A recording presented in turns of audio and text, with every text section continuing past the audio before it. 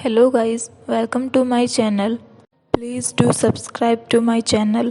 Movie के starting में दिखाया जाता है कि सत्या पार्लियामेंट हाउस आता है एंटी करप्शन बिल पास करवाने।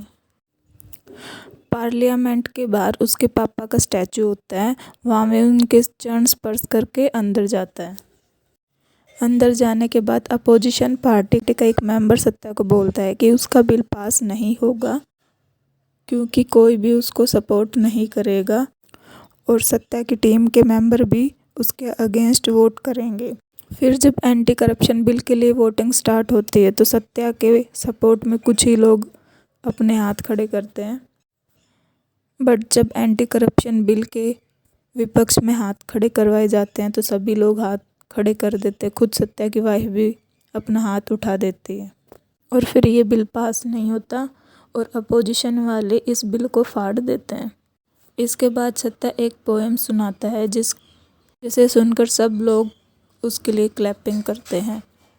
फिर नेक्स्ट सीन में दिखाया जाता है कि सत्या अपनी माँ से मिलने के लिए जाता है जो कि 25 सालों से कोमा में है। उसके कोमा से बाहर आने के चांस बहुत कम है। डॉक्टर बोलते हैं कि वह अपने सदमे से बाहर नहीं आ पा रही है। फिर नेक्स्ट सीन में सत्या अपने पेरेंट्स की फ़ोटो देखता है और विद्या आती है जो कि आकर उसको मोटिवेट करती है और उसको सपोर्ट करती है। नेक्स्ट सीन में सत्या को उसके पापा के स्टैचू के सामने खड़ा दिखाते हैं और वो बोलता है कि या तो अब करप्शन मिटेगा या फिर बेईमान का लहू बहेगा। फिर नेक्स्ट सीन में दिखाया जाता है कि इशिता नाम की लड़की अपनी माँ के साथ मंदिर आई हुई होती है क्योंकि उसके एग्ज़ाम चल रहे होते हैं। मंदिर से जाते टाइम उसका पैर स्टेयर्स पर फिसल जाता है और वो गिर जाती है जिससे उसके बहुत ज़्यादा चोट लगती है, इसलिए उसकी माँ उसको ऑटो में हॉस्पिटल लेके जाती है। बट हॉस्पिटल वाले स्ट्राइक पर थे, इसलिए वो बोलते हैं कि उसको प्राइवेट हॉस्पिटल में लेके जाओ और वो उनका ट्रीटमेंट नहीं करते और उसको बुरा भला कहते हैं। तभी इशिता ऑटो में अपना दम तोड़ देती है। फिर उसकी माँ गुस्से में उस डॉक्टर को बोलती है कि जिस तरह से मैं अपनी बेटी की जान नहीं बचा पाई उसी तरह तुझे भी कोई नहीं बचा पाएगा जब यमराज तुझे लेने आएगा। नेक्स्ट सीन में दिखाया जाता है कि वह डॉक्टर अपने सीनियर डॉक्टर के साथ बैठकर ड्रिंक कर रहा होता है और तब पता चलता है कि ये सब उनकी साजिश थी ताकि ये हॉस्पिटल बंद हो जाए और वो प्राइवेट हॉस्पिटल ओपन कर सके। फिर वो डॉक्टर जब अपनी कार में बैठता है बट उस कार का ड्राइवर सत्या होता है उस टाइम, और वो उस डॉक्टर को उसी मंदिर लेके जाता है जहाँ इशिता गिरी थी और वहाँ पर उसको काफ़ी बुरी तरह से मारता है और लास्ट में उस डॉक्टर की मौत हो जाती है। अगले दिन ये बात न्यूज़ में आग की तरह फैल गई थी, इसलिए पुलिस कहती है कि वह इस क्रिमिनल को ज़रूर पकड़ेगी।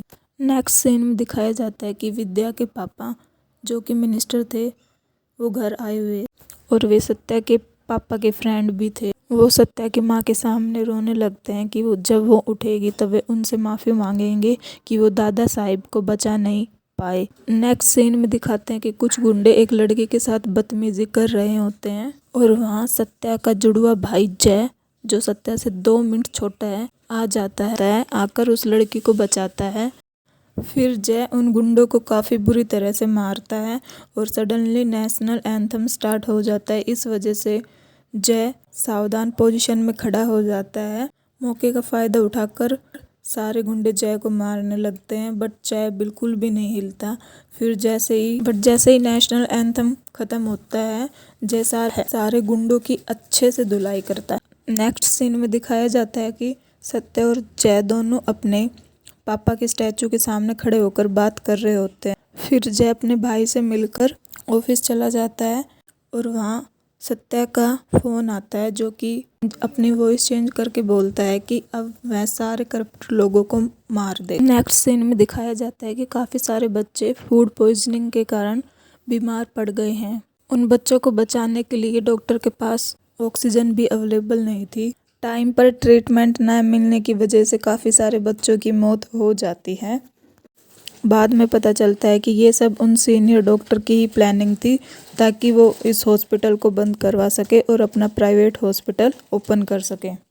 नेक्स्ट सीन में दिखाते हैं कि सत्या और विद्या उन बच्चों को श्रद्धांजलि देने के लिए आते हैं, तभी कुछ लोग उन पर अटैक कर देते हैं और कुछ लोग ने आकर प्रोटेक्ट करते हैं और बोलते हैं कि उन्हें फेक सिंपैथी नहीं चाहिए, उन्हें बदला चाहिए, अगर वो बदला ले सके तो ही यहाँ पर रुके। फिर सत्या अपने पार्टी के लोगों को कहता है कि ये सब उनकी वजह से हुआ है, इसलिए वो इस्तीफ़ा दे दे, लेकिन वो रिज़ाइन देने से मना कर देते हैं और बोलते हैं कि अगर उन्होंने रिज़ाइन दे दिया तो सभी लोग रिज़ाइन दे देंगे और पार्टी तो रहेगी नहीं। सत्या के गठबंधन टीम के दोनों मेंबर उस सीनियर डॉक्टर के साथ मिलकर पार्टी कर रहे होते हैं। तभी सत्या वहाँ आता है और उस सीनियर डॉक्टर को ऊपर से गिराकर मार देता है।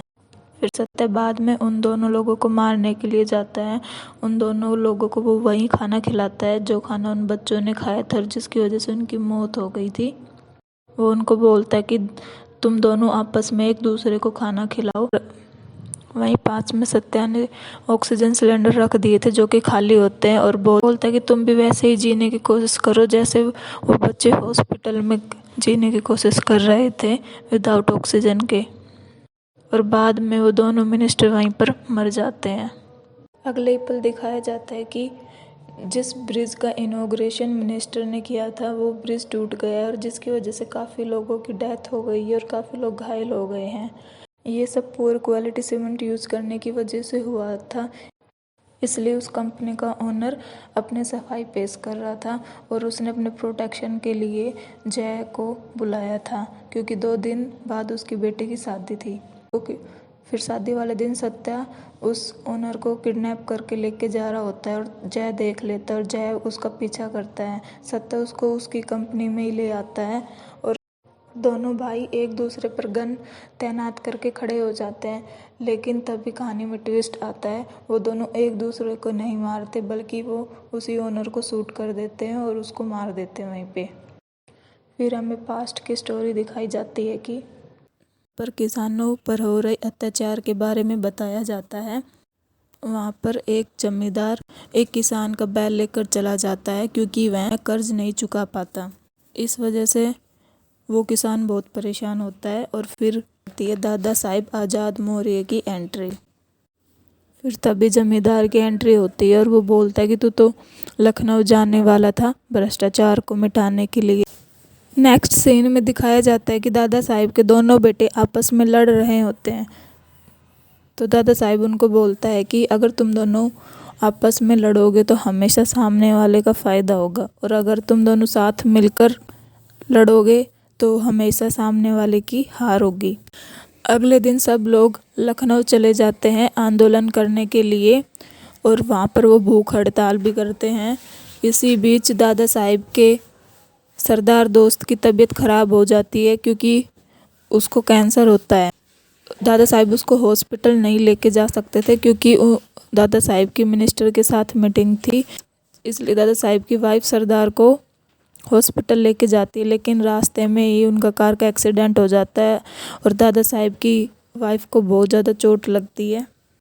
फिर सरदार दादा साहिब की वाइफ को उठाकर हॉस्पिटल लेके जाता है और वहीं पर दम तोड़ देता है और वहीं पर उस सरदार की डेथ हो जाती है।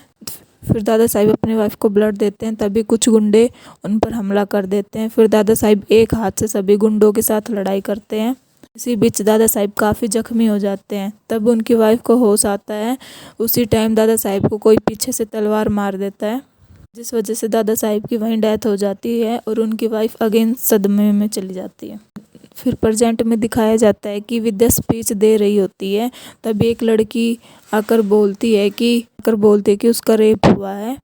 तो सभी लोगों का नाम भी बताती है जिसने उसका रेप किया है।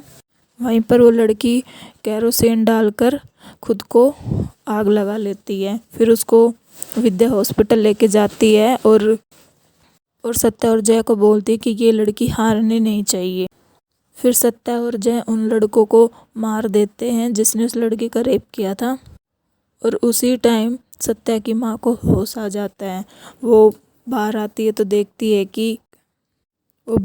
तो उसके पापा के फ्रेंड को देखती है और फिर दिखाया जाता है कि दादा साहिब को तलवार किसी और ने नहीं बल्कि उनके खुद के दोस्त ने मारी थी। फिर वो उनका पीछा करती है और फिर वो गिरने से होती है, तभी सत्या और जय उसको पकड़ लेते हैं। तो उनको सच बता देती है और विद्या बोलती है कि वो भी उनका साथ देगी। फिर नेक्स्ट सीन में दिखाया जाता है कि विद्या के पापा पापा हवन कर रहे होते हैं सत्य और जय के साथ।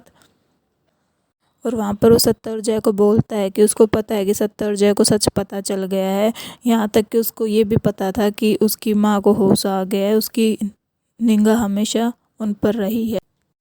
और बोलते कि अब अपनी माँ को बचा सकते हो तो बचा लो। फिर उसने उसकी माँ को बांध दिया था और उनको बोलता कि तुम दोनों आपस में लड़ो तभी तुम्हारी माँ जिंदा रहेगी। फिर वो दोनों आपस में लड़ते हैं और लास्ट में बेहोश होकर नीचे गिर जाते हैं।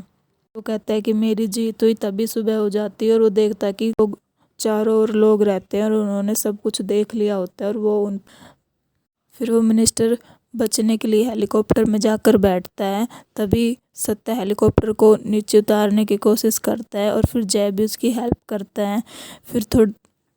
फिर वहीं पर उनके पापा की परछाई दिखाई देती है कि वो उनको हेल्प कर रही है।